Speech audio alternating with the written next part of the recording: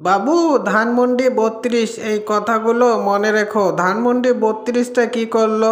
আমাকে উৎখাত করে তোমাদের কোনো আশা একদম কমেনি, তাই না? আর ধানমন্ডি ৩২-এর সেই যে একটা বাড়ি, সেটা তো পৃথিবী বিখ্যাত। ও, আমার বাপের বাড়ির জন্য সেটা ভাঙতে হবে, এতই মনে এত ক্ষোভ জমে গেল?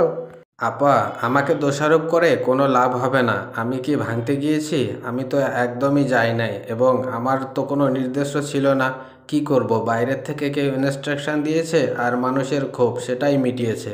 তো আমাকে এই ভারত থেকে বসে বসে দোষ দেওয়া বন্ধ করে দাও, ঠিক আছে? আমাকে দোষারোপ করো না। শোনো বাপু, মানুষ দেখতেছে আমি সে ভারতেই থাকি আর পৃথিবীর যে প্রান্তেই থাকি না কেন, ঠিক আছে? আমিও বসে বসে দেখতেছি তোমাদের যে এই উস্কানিমূলক কাজ, সেটা কিন্তু দেশের ইতিহাস হয়ে থাকবে, ঠিক আছে? ইতিহাস কিন্তু ভুল পথে চালিত হবার নয়, ঠিক আছে? ইতিহাস কিন্তু একদিন সাক্ষী থাকবে।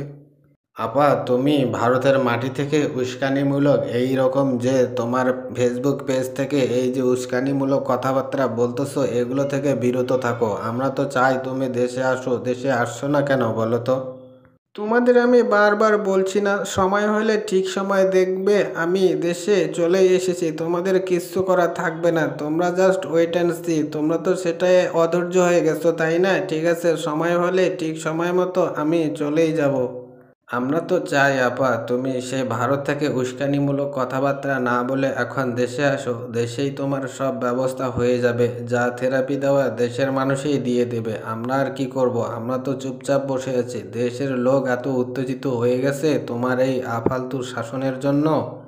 আমার আফালতু শাসন? আমি এত কিছু বানিয়েছি, এত গরিব মানুষের মাথায় ছাদ দিয়েছি, এত সেতু বানিয়েছি, এত রাস্তাঘাট, এত শিক্ষায় মানুষকে এত শিক্ষাদান দিয়েছি, আর আমাকে এরকম দোষারোপ থেকে বন্ধ থাকো। আমি অনেক ভালো কাজ করেছি, আর তোমাদের এই চক্রান্ত। আমাদের কোনো চক্রান্ত নাই আপা। মানুষ ক্ষেপে গেছে। মানুষ তোমাদের যত কিছু আছে সব ধূলিসাৎ করে দিতে চাচ্ছে। আমাদের কিছুই নাই, আমরা কিছুই করতেছি না, বিশ্বাস করার চেষ্টা করো। হ্যাঁ হ্যাঁ, সে তো অনেক বিশ্বাস করতেছে বাপু, সেটাই তো এখন দেখার। ঠিক আছে, ইতিহাস কিন্তু ভুলে যেও না। ইতিহাস ভুললে কিন্তু চলবে না। একটা সময় আসবে, আমি কিন্তু বারবার ফিরে এসেছি। আমার কোনো ইচ্ছা ছিল না, কিন্তু তোমাদের জন্যই আসবো। তোমাকেও তো আপা বলতেছি যে তুমি আসো। তুমি আর বসে আছো কেন? তোমাকে তো তাড়াতাড়ি বলতেছি আসো, দেখা হবে এবার। এবার খেলাটা ভালোই জমবে। তোমাদের তো একজন খেলা হওয়ার কথা বলে তার আর কোনো পাত্তাই পাওয়া যাচ্ছে না। তাকে নিয়ে আসো না, খেলাটা ভালো করে জমাই দেই। হ্যাঁ হ্যাঁ, খেলা জমবে, ঠিকই বলেছো। এই যে এত রকম একটা সুন্দর একটা মিউজিয়ামের মতো ঘর মানুষ ভেঙে দিয়ে যে কি উপকার পেলো, সেটাই তো আমি বুঝতেছি না।